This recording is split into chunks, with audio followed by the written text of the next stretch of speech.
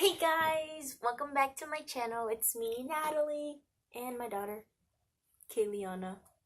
Say hi. Say hi. Anyways, to follow up with my finding out how I was pregnant story, we're gonna do a labor and delivery story. Yes, we are. So it starts off like this. I was 6 days overdue.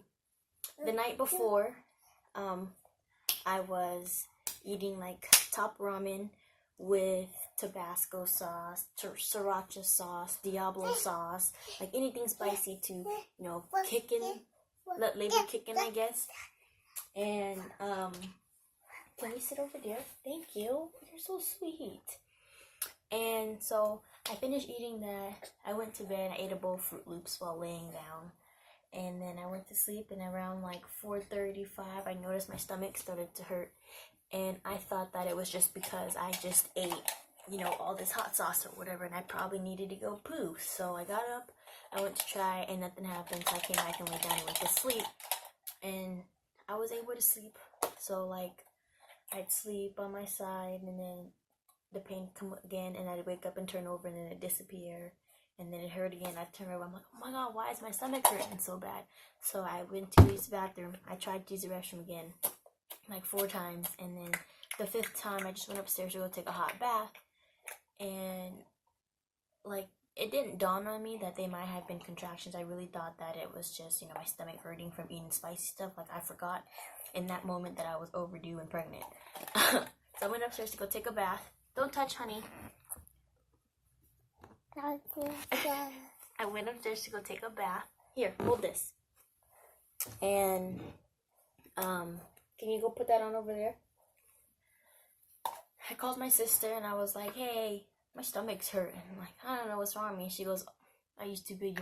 You might go into labor. So, yes. Fast forward, I got to the hospital around like 7 o'clock. And they kept me in triage, and the nurses were like, okay, we're just going to take you home because you're only at a 3, and you need to be a 4 in order to stay. But then they called my doctor. My doctor was like, no, let her stay because, she's a first-time mom. Yes, baby. Okay. And, he was like, she needs to stay. So I stayed, and I went into the bathtub. Go sit over there. And I went into the bathtub at the hospital, and I was just chilling. My doctor came in at like 12 o'clock to break my water. And he was like, and then the nurses were like, let's start Pitocin. And then the other nurse was like, no, you're crazy. Like, we can't start Pitocin. This is her first time. Like, we don't want it we don't want it painful for her. So we'll just let her, dilate on her own, give her IVs and stuff. And then we'll give her the Pitocin after we give her the epidural. And so I was like waiting as long as I could to not get the epidural. So I waited until I was like 7. Sorry about that. I waited until I was like 7.5, 8 centimeters to get my epidural. And then I finally got it. And then I started my Pitocin, which made me dilate a lot faster. But even when I didn't have my epidural, the contractions weren't even hurting. Like, I didn't make any noises. I didn't cry. I was just breathing. Like, I was pretty chill. Like, people said I made it look easy.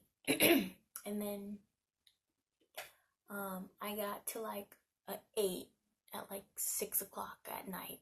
And I was there for the longest of time. Like, I was stuck at an 8 for so long. And then I finally went to a 9 at, like, 9 something. And then I was a full 10 at like 11:30. I was a full 10, and I started to practice pushing.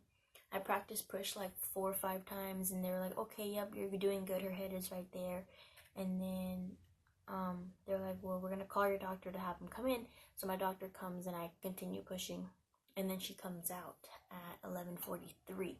But on the way out, she decided to get stuck in my pelvic bone.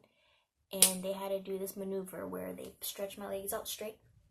They counted to 3, and they pushed my legs back to my head, and she popped out, and which caused her to have a broken clavicle. her left clavicle was broken, so we had to stay in the hospital for like 3 days. But it's nothing major. It doesn't bother her now. She's perfectly fine. She's perfectly healthy. But yeah, that's my labor and delivery story. It's pretty easy, pretty fast, pretty simple. Nothing special. I hope you guys enjoyed this video. Give it a thumbs up, and I will come back to you guys with another story time next video. Can you say bye? Bye. Bye.